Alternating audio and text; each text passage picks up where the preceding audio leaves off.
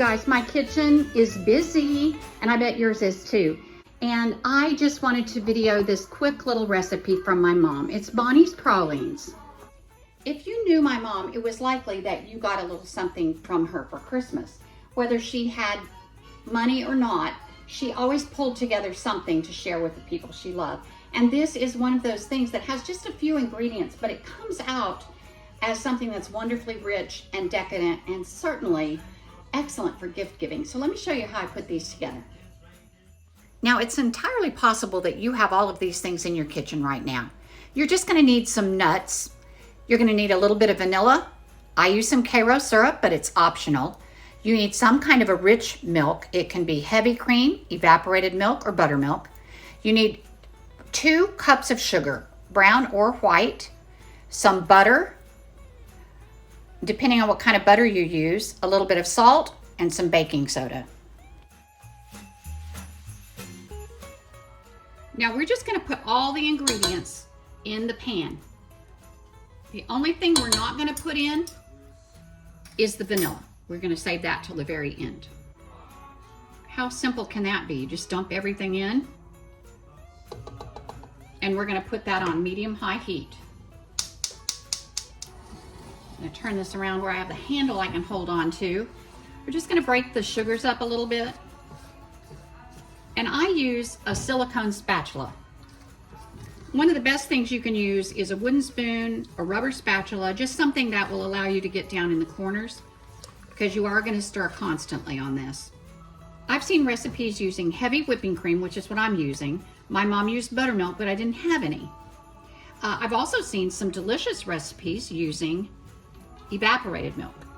I looked up the Brennan's recipe because if you guys live in Houston or in Louisiana, you know that Brennan's has excellent pralines, and they give them away. They have a big bowl of them at the table as you exit. I looked at their recipe. Theirs does not have butter, and I'm sorry, but in my family we had a saying, bitter batter makes better butter, and my mom just always said that everything's better with butter. So I think as good as Brennan's are, these are better. So we're just going to make sure that all of our ingredients are melted. And while that's coming to a boil, I'm going to show you. I use one of these little scoopers. I just like the way that you can click it and get all the goodie out. So I'm going to use one of those.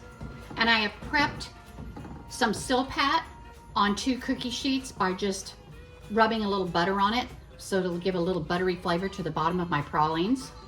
And of course you can use parchment or wax paper. Just have those ready and waiting. Now I use the light Karo syrup, and I just put a squirt in there. That helps to stabilize it, so that if you give these as a gift and your recipient doesn't eat them for a week or so, they are shelf stable. We don't want to put them in the fridge at all. But if you don't use the Karo, they'll start to turn a little cloudy and they might crystallize. It doesn't make them taste any different. A lot of good Southern cooks don't use the Karo. But they're just a little prettier, I think, and then they don't get that little crunch of crystallization. Okay, so look how this is getting real foamy and thick. When it gets to those lava type bubbles, I'm going to turn my temperature down just a little bit to maintain it right about there. Now, of course, Bonnie was such a good cook, she never used a candy thermometer, but you might want to, and you want your temperature to come up to about 240 degrees. What we're doing is letting all that sugar completely dissolve, and we're bringing it to the softball candy stage. Okay, this is softball stage. I've taken it off the stove. It's cooling down just a little bit. And now I'm going to add about a teaspoon of vanilla. Kind of sizzles up a little bit. I like vanilla, so I might put in a drop more. And then our nuts. I'm using half of pecans, pecan halves.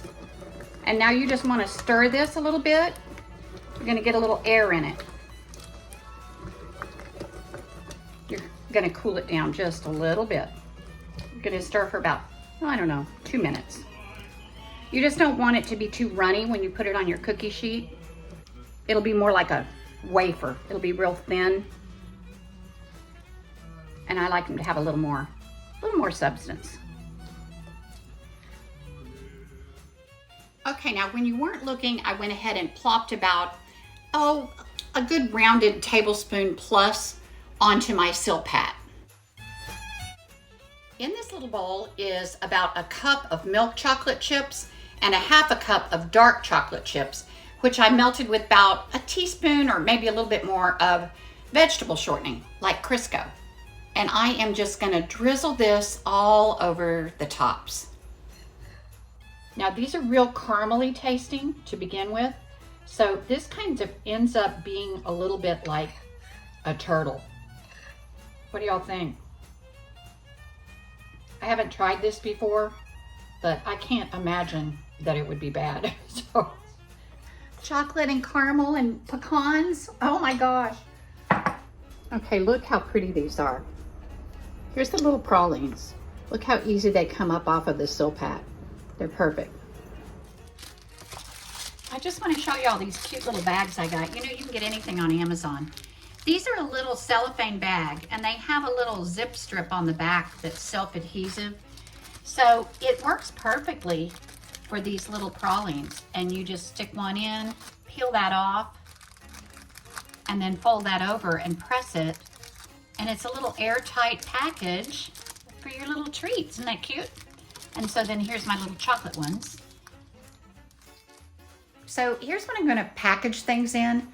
I got some little tins, some little cardboard boxes that are really cute, a couple of little plastic tubs, just all sorts of little things, some of which I got at the dollar store, and then they can be fixed up really cute with ribbons and bows and such. I have a little paper doily that I put in the bottom just to make it look pretty. And then I'll just put a couple of each kind of praline in my little box.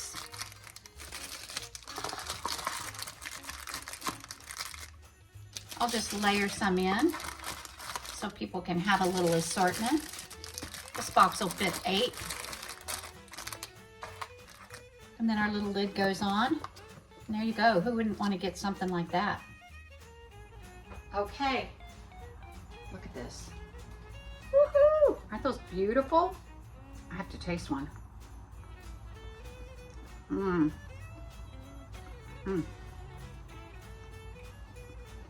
The chocolate isn't completely dry yet, but I couldn't wait.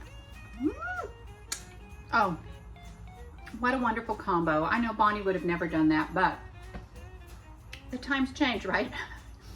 Ho, ho, ho. Merry Christmas, everybody. I wish you the best of the season's blessings. I love you, and I hope you guys have a wonderful time together doing lots of good things with the people that you love. God bless. Here is the written recipe if you want to pause it or slow it down and write it. But enjoy my sweet little mom's handwriting. It just embodied everything that she was. Look how beautiful.